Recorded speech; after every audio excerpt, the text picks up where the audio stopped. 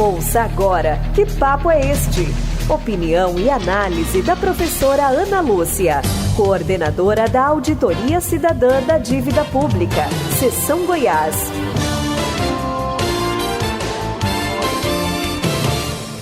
Dia 20 de novembro, celebramos o Dia da Consciência Negra e este ano será feriado nacional. De onde vem a expressão consciência negra?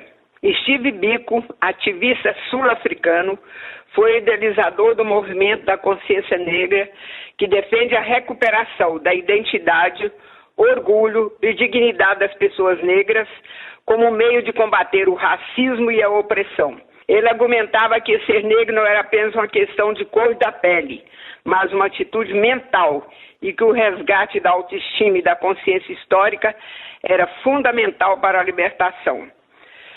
Biko cunhou o termo consciência negra nos anos 60, com a ideia de que o primeiro passo para a liberdade era a autorreflexão e a valorização da identidade negra.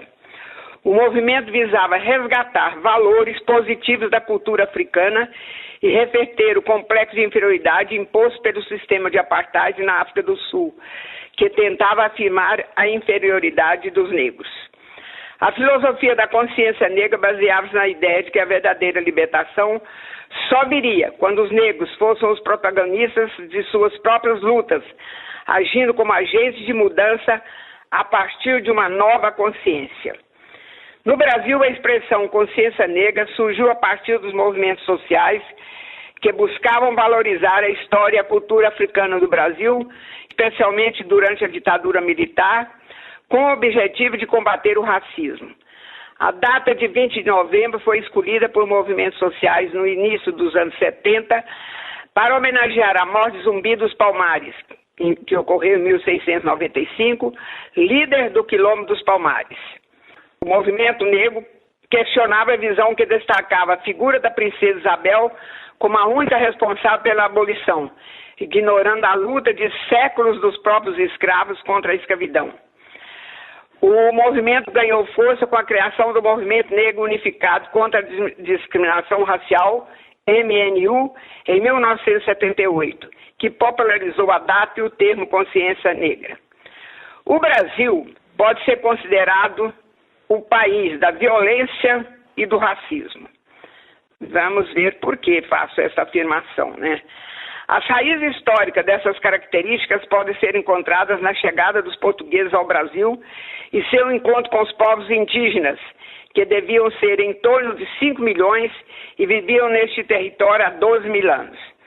Nesse encontro começou a ter realidade a visão eurocêntrica sobre outros povos, primitivos, incultos, que precisavam ser civilizados. Também começa a se definir os valores da cristandade como os valores a serem impostos aos rebeldes e às suas expressões religiosas. Em se plantando tudo dá, foi a mensagem de Pero Vaz de Caminha aos reis portugueses.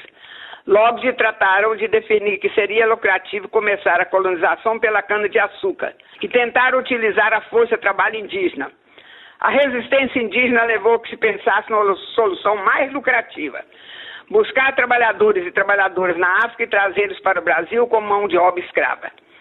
Fazia-se um lucrativo comércio triangular. Escravizava os africanos, produzia o açúcar aqui e vendia para a Europa e se comprava o necessário para o funcionamento da vida na colônia. A escravidão era um regime de violência e exploração que começava no aprisionamento na África, os horrores do navio negreiro e da vida na senzala, na produção. Foram os escravos que produziram toda a riqueza do Brasil: açucareira, mineratória, cafeeira. As rebeliões de escravos marcaram a produção de riqueza no Brasil. A principal forma de expressão das rebeliões foram os quilombos, sendo o mais importante Palmares, relembrada principalmente no Dia da Consciência Negra, que é o 20 de novembro, como já dissemos, né? Na consciência dos colonizadores brancos, os escravos não eram considerados pessoas, mas animais, feios, cabelo ruim e por aí ia. Assim se foi formando a relação entre a classe dominante brasileira de origem europeia e os escravos africanos negros. O desenvolvimento do capitalismo na Europa, combinado com as rebeliões negras, levou ao fim da escravidão em 1888. Antecipando-se ao fim da escravidão, Em 1850, a classe dominante votou uma lei chamada Lei de Terras. Daí por diante, para se fixar na terra, tinha que se ter a escritura. Fim da escravidão em 88, os ex-escravos foram julgados à própria sorte. Sem a terra, né, sem a escritura de terra, sem acesso à educação, etc. Mas se manteve sempre com uma força de trabalho disponível para ser explorada, né? Para, inclusive, embranquecer a sociedade e produzir alimentos, começaram a atrair imigrantes que receberam terras, principalmente no estado de Paraná e Santa Catarina. Essa visão em relação aos trabalhadores e trabalhadoras de origem africana mudou a estrutura e todas as nossas relações sociais e todas as nossas instituições até hoje. O racismo. Ser negro e negra no Brasil é uma luta diária por oportunidades de estudar, de conseguir emprego, de ocupar cargos de chefia, de ser considerado esteticamente. Como consequência, as nossas estatísticas expressam essa realidade. Nossa população é 52% negro-parda, mas estão nos empregos de mais baixos salários, pedreiros, empregadas domésticas, serviços de limpeza, etc. Foi necessário, inclusive, introduzir cotas para que tenham acesso a vários espaços, inclusive a universidade. É um cotidiano de racismo, suspeitos, feios, sem educação e por aí vai. São poucos negros e negras nos espaços de poder, espaços de decisões, nos espaços educacionais.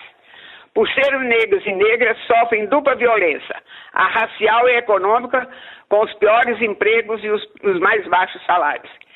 Então, que neste dia, cada um examine o próprio comportamento e como está contribuindo para destruir o racismo e criar uma sociedade justa e igualitária, que busque superar a violência, principalmente contra os negros e negras. Então, cada um pense, né, qual é o seu comportamento no cotidiano em relação a essa questão, principalmente do racismo e da violência, né? Para terminar, vamos à música, a música que é cantada e foi composta pela Elza Soares, A Carne.